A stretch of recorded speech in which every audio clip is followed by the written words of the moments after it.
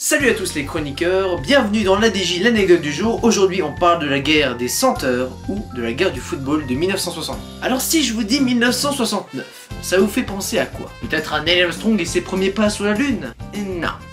Sur LCH, on aime bien vous rappeler que des fois l'humain est très con. Vraiment con.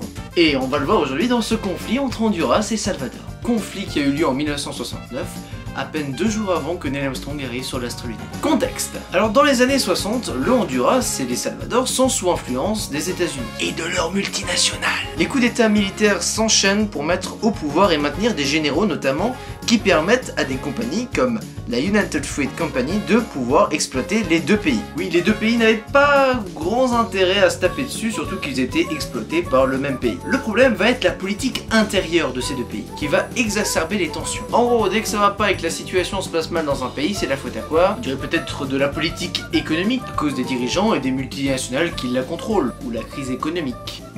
Mais non! Des réfugiés, des juifs, des arabes, des musulmans, des immigrés. Enfin bref, n'importe quel groupe pas trop connu et peu présent, mais sur lequel on peut facilement taper dessus. Du coup, le Honduras, qui est évidemment un pays extrêmement inégalitaire car gouverné par la corruption, va commencer à développer une haine contre les Salvadoriens.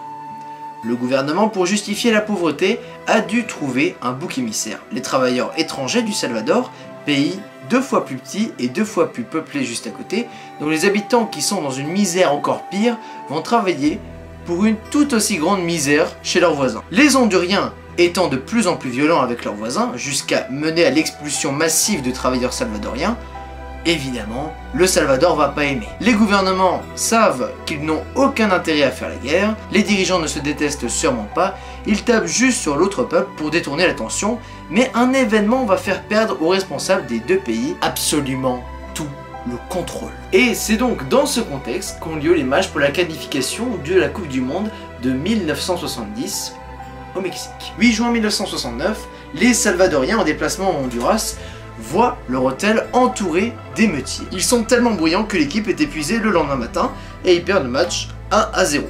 Une supportrice salvadorienne se suicide et ses obsèques sont déclarées obsèques nationales. Quand je vous dis qu'ils allaient trop loin les gouvernements, c'était vrai. Match retour 15 juin au Salvador, cette fois l'hôtel est carrément cramé avant l'arrivée des joueurs et le même traitement à base de klaxons, hurlements et émeutes sont réservés aux joueurs qui vont cette fois perdre 3-0 contre le Salvador. Donc techniquement, les Salvadoriens sont plus résistants dans leur sommeil. Un troisième match a donc dû avoir lieu pour les départager. On le fit à Mexico pour éviter les tensions. Spoiler, il y a quand même eu, même si c'est vrai que le Mexique était quand même plus sûr. J'aurais jamais pensé dire une telle phrase un jour. Le Salvador gagne 3-2, ce qui entraîna à nouveau des tensions incroyables entre assassinats, viols, pillages, règlements de compte en tout genre, à la frontière comme au stade à Mexico.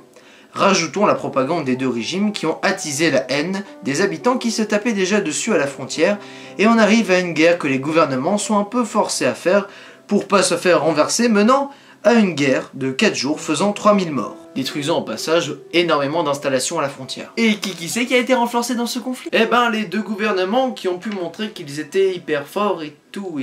On va se consoler en disant que 2 jours plus tard on marchait sur la lune.